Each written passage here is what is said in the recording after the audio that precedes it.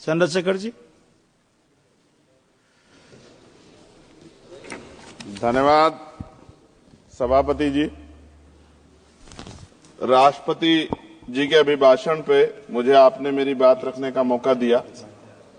मैं जातिगत जनगणना से शुरुआत करूंगा जिसकी देश को जरूरत है, क्योंकि जनगणना होगी तो आंकड़े आएंगे तो जो बजट दिया जा रहा है वो सही तरह से लोगों तक पहुंच पाएगा, उस बजट का लोगों को फायदा होगा। दूसरी बात, अयोध्या में 3 दिन तक पुलिस ने कार्रवाई नहीं की। इसका खामियाजा एक बेटी को अन्याय के रूप में उठाना पड़ा और मुख्यमंत्री जी यहां खड़े होकर राजनीतिक स्पीच में उस बेटी के अपमान का तमाशा बना रहे थे। ये बहुत दुखदाई है। साथ साथ कुंभ में जिनकी जान गई उनको मैं श्रद्धांजलि देता हूं और मुख्यमंत्री जी को आपके माध्यम से कहता हूं कि वो सूची दे दे तो मुआवजा सब लोगों तक पहुंच जाए। बहुत अच्छी बात है। एक आईना सर मुझे दिखाना है देश भर की सरकारों को। यही बागपत के एक बच्चे ने न्याय नहीं मिला सर, आत्महत्या कर ली पार्लियामेंट के सामने, जितेंद्र ने। परभनी में बाबा साहब अम्बेडकर की स्टैचू तोड़ी गई सर। वहां सोमनाथ सूर्यवंशी को पुलिस ने मार दिया सर।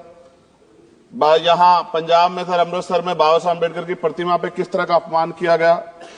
गोरखपुर में 2 दलित बच्चों की हत्या हुई सर। सूरत में एक दलित बच्ची को फीस ना चुका कारण अपमानित किया गया, उसने सुसाइड कर लिया सर। झुंझुनू में राजस्थान में एक बच्चे की पिटाई की गई मटकी छूने पे सर दोबारा।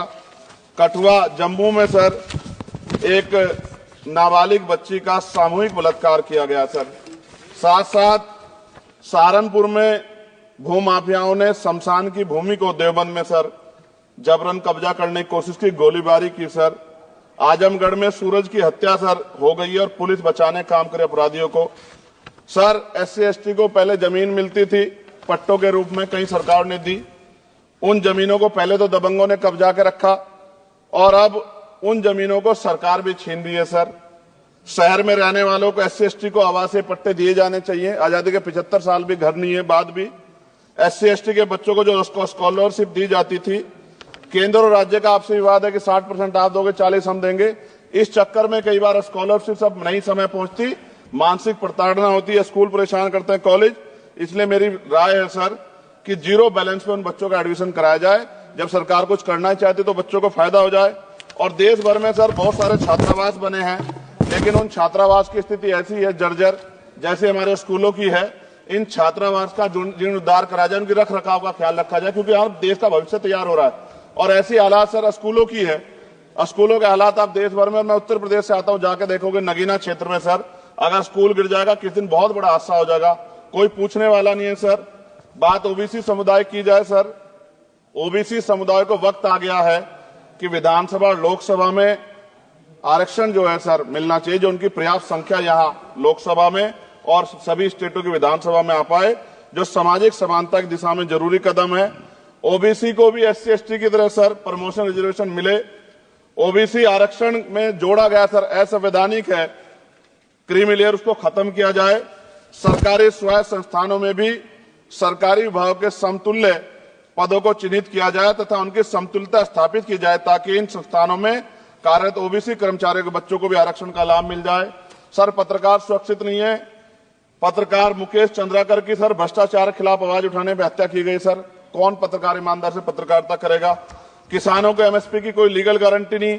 एक बड़े किसान है दल्लेवाल जी, 69 दिन से सर जीवन और मौत के बीच आमरण अनशन पे है कि अब तक किसी दिन उनकी जान चल जाए। सरकार को संज्ञान लेना चाहिए।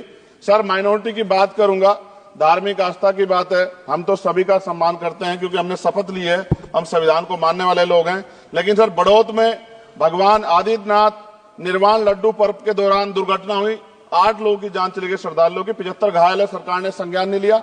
अयोध्या की तरह उनको मुआवजा दे देते तो उनके मन में भी जो माइनॉरिटी है पीड़ा जो है वो खत्म हो जाती।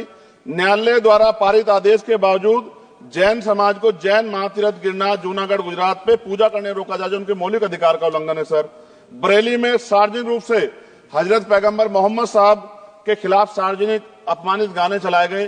क्या सर मुसलमानों की धार्मिक आस्था का सम्मान नहीं होना चाहिए? उनका भी तो आजादी में योगदान है। और इनको अपराधियों किसका संरक्षण की खुलेआम इतने इस तरह गाने बजा के अपमानित कर रहे हैं। संभल की हिंसा में सर 74 लोगों की गिरफ्तारी हुई है और वहां के मुस्लिम डर के साए में है।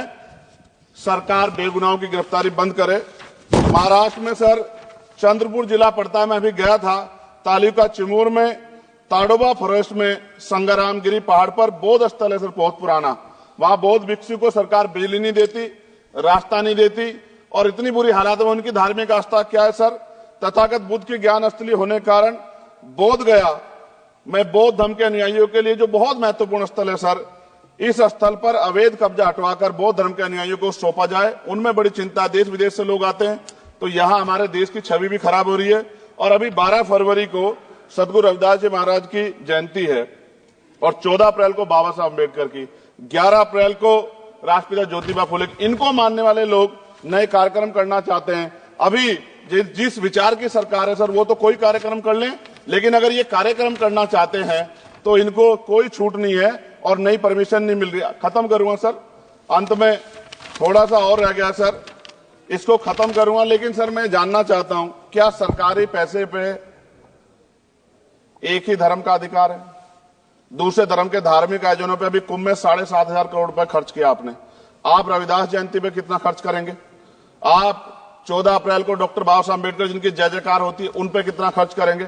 और उनके विचारों को आगे बढ़ाने के लिए आप क्या सहयोग करेंगे? ये सवाल बहुत बड़ा है। और अंत में सर मुझे आपसे, आपके माध्यम से सरकारों को कहना है सर, क्या इस देश से दलितों, मुसलमानों, पिछड़ों, आदिवासियों को निकाल देना चाहती है सरकार? जिस तरह से उनके अधिकारों को, स्कॉलरशिप को, उनकी पढ़ाई को, हेल्थ सिस्टम में कोई पैसा नहीं खर्च हो रहा है, क्या उनको निकाल के इस देश को ऐसा देश बनाना चाहते हैं जहां कुछ ही धर्म के लोग रहेंगे? सर मैं ये कहना चाहता हूं, देश सबका है, और अगर सरकार ये तय करके बैठ गई कि वो दलितों, मुसलमानों को, पिछड़ों को, आदिवासियों को निकाल देगी, तो सर ये संभव नहीं। इतनी बड़ी आबादी है, हम अम्बेडकरवादी लोग उनके पक्ष में खड़े हैं, क्योंकि हमने शपथ ली है कि हम हर व्यक्ति का संरक्षण करेंगे। और मैं आपके माध्यम से सरकार को चेतावनी के तौर पर कहना चाहता हूं, सरकार अपनी इस आदत में सुधार करे, वरना इसके परिणाम सड़कों में बहुत भारी होंगे।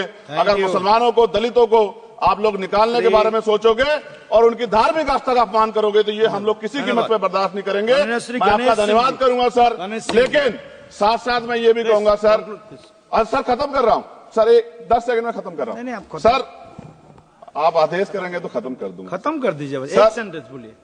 10 सेकंड में खत्म कर दूं सर, एक सेंटेंस में 10 सेकंड ही आएगा, बोलिए। सर मैं बस ये कहना चाहता हूं कि सरकार सभी का ध्यान रखे और उनमें भी गरीबों का ज्यादा ध्यान रखे, क्योंकि सर अभी जेब कटाई हुई, 2800 रुपए का टिकट है सर इलाहाबाद का, 56,000 रुपए का था सर। मैंने मंत्री जी से कहा, तब जाके उन्होंने संज्ञान लिया, तब आधे रेट हुए। इसलिए कह रहा हूं, धर्म के नाम पे धंधा और लूट नहीं होनी चाहिए सर, इसकी जिम्मेदारी सरकार की। धन्यवाद सर।